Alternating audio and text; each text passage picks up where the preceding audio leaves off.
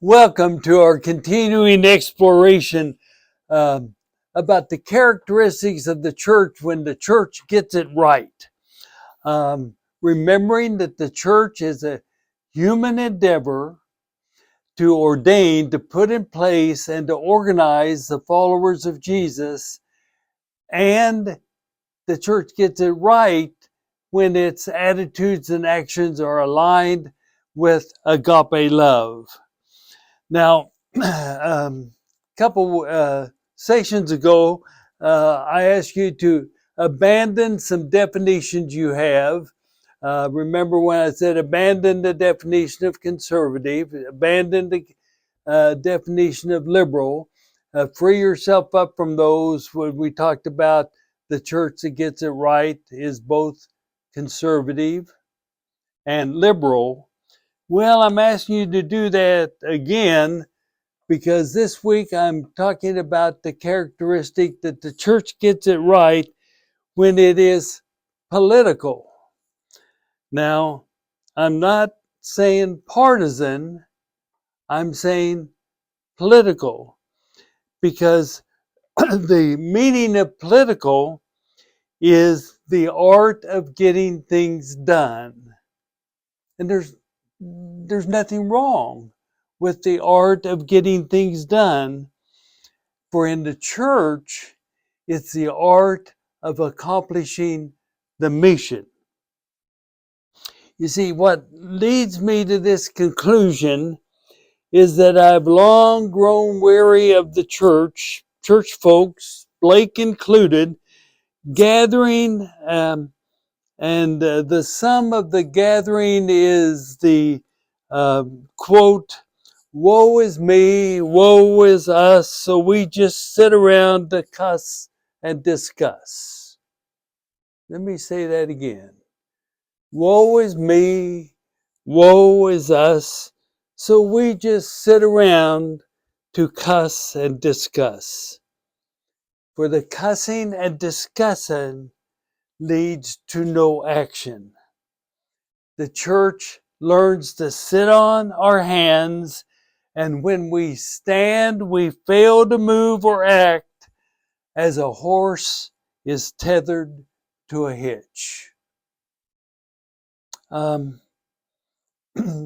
Last week we talked about the church gets it right when we have a preference for the poor. But you know, I've been a part of the church many times, and we have the preference for the poor, and we all feel good about passing a resolution that says we have a preference for the poor.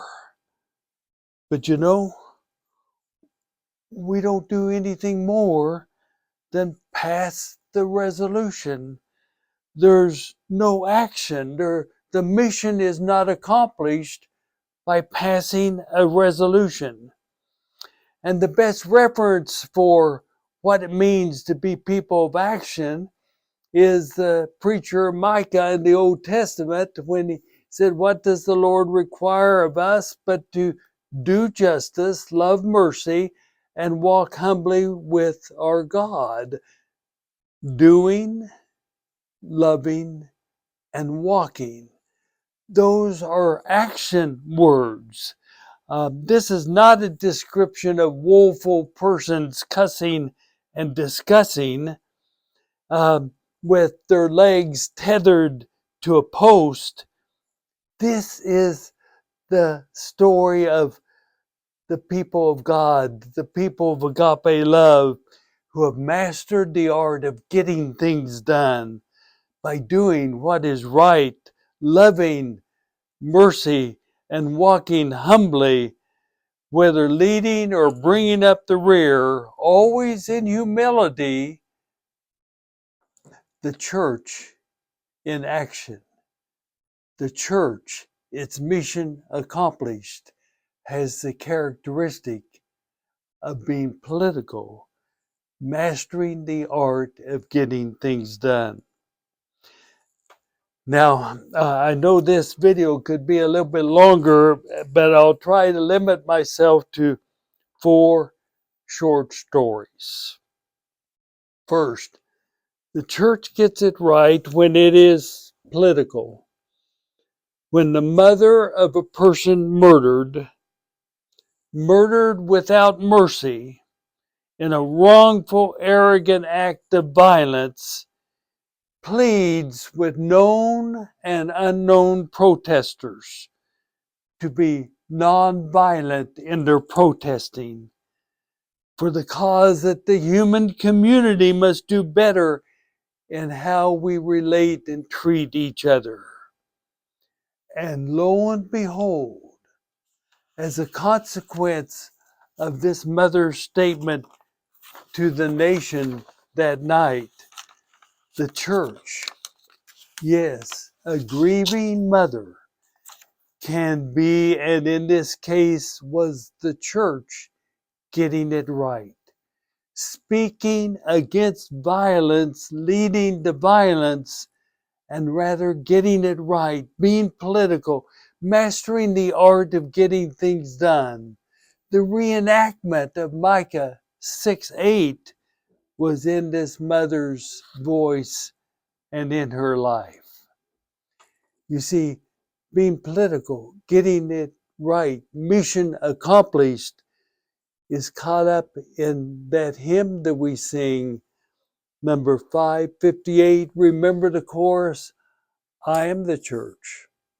You are the church. We are the church together. All who follow Jesus all around the world.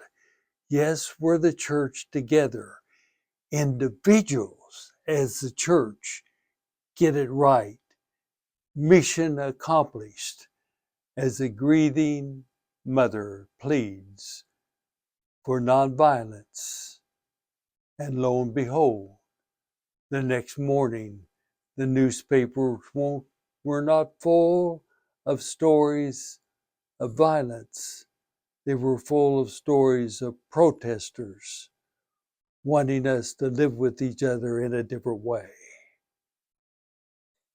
Not only as individuals, the church gets it right when a financial investment agency considered the information that a famous person was receiving more money monthly for endorsing a product than the monthly payroll of thousands of employees who made the product. Oh, it was very inviting to sing the lullaby, woe is me, woe is us, and sit and cuss and discuss. Oh, it would be so easy to strut around and proclaim a boycott of the popular product, which would enable the church to feel so good about itself, sort of like passing a resolution. Or the church could be political, mastering the art of getting things done. Indeed, they arranged a meeting with the entertainer, not the corporation, but the entertainer, shared the facts with the entertainer, and the entertainer had no knowledge. The entertainer went to the corporation insisting that a living wage be paid the workers in another country of the world, or they would drop their endorsement. The entertainer personally visited the plants, and within months, a living wage was instituted. You see, the church, as a denomination, gets it right when it masters the art of getting things done instead of woe is me, woe is us, cuss and discuss and do nothing. A church was in a neighborhood that was one of the poorest precincts in the state. And they realized that on election day, that precinct did not vote. And that precinct was full of the permanently poor or the marginally poor. So the church could have sung the lullaby, woe is me, woe is us, cuss and discuss together, but instead they instituted a plan where church members went to inform people about the importance of voting. Indeed, they informed people about what the issues were in the election. This was a 48-month project, and at the end of 2 election cycles, that precinct voted in the 90th percentile of eligible voters and voted differently than had been the experience before in that district, and the outcome of elections was changed. Why? The church didn't sing a lullaby.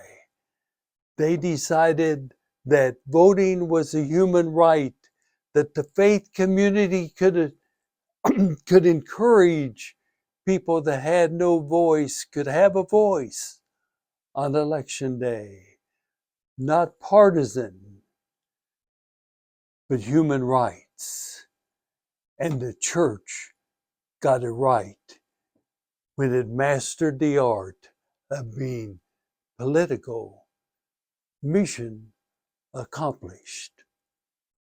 And finally, Martin Luther King spoke about the church's role of being the conscience of society. That was the genius behind the civil rights movement of the late 50s and 60s, of which Martin Luther King was one of the leaders.